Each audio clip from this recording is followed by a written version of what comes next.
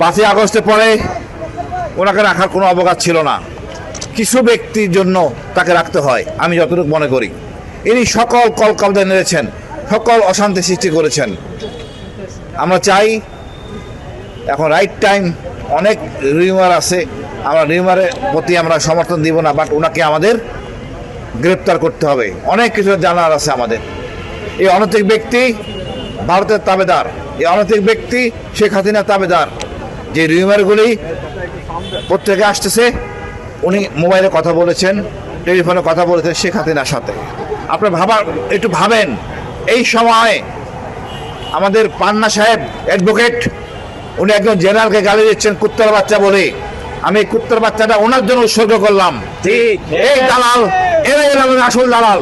ঠিক। আমি আজকে কথা বলতে চাই, 52তে মারা গেছে 6 জন, 71-এ অনেক, হিসাব করে নিয়ে আমাদের লজ্জা। আমরা 70-এ দেখছি কয়জন মারা গেছে, কিন্তু এই 24-এ মারা গেছে 1400 প্লাস, 30,000 উপরে আহত হয়েছে। আমরা এদের জন্য কোনো রকম নাই, কোনো লজ্জা নাই। এটা নির্লজ্জ জাতি। আমরা নির্লজ্জ না, আমাদের নেতারা নির্লজ্জ। রাষ্ট্রীয়ভাবে কিছু করা হচ্ছে না, জোরে সোরে করা উচিত, এটা আমাদের গর্ব। আজকে এই চুপ্পুর ব্যাপারে আমরা সোচ্চার, আমাদের আগেই ঘোষণা ছিল, কিন্তু বৈরী পরিবেশের জন্য আমরা করতে পারি নাই। আজকে মনে হয় সেই সুযোগটা আল্লাহ দিচ্ছেন। আমরা যা পারছি আমরা এসেছি।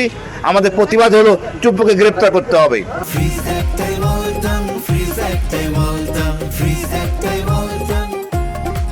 আইনের আওতায় আনতে হবে। ওনার আমল নামা দেখতে হবে, কার কার সাথে কথা বলেছেন। উনি একা না, আর অনেক লোক ওনার সাথে জড়িত। উনি গেলেন চিকিৎসার জন্য সিঙ্গাপুর, লন্ডন, ফুর্তি করতে গেছেন, 60টা গাড়ি নিয়ে ঘুরছেন, তার টাকায়, জনগণের টাকায়। এই অনাথ লোক থাকার কোনো অধিকার নাই। আমার জনগণ চিকিৎসার জন্য ওষুধ কিনতে পারে না, এদের টাকায় তারা এত ফুর্তি করে। এটাই আমাদের রাজনীতিবিদ।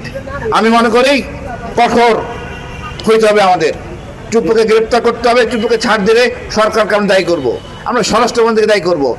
একই সূত্রে গাদা।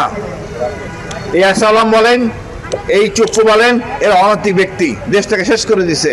আমরা এটা শেষ হতে দিব না। বিচারের মাধ্যমে প্রতিষ্ঠিত করতে চাই, আগামীতে এর কোনো ধরনের সৃষ্টি না হয়। ঠিক। আমরা আপনাদের সহযোগিতা কামনা করি।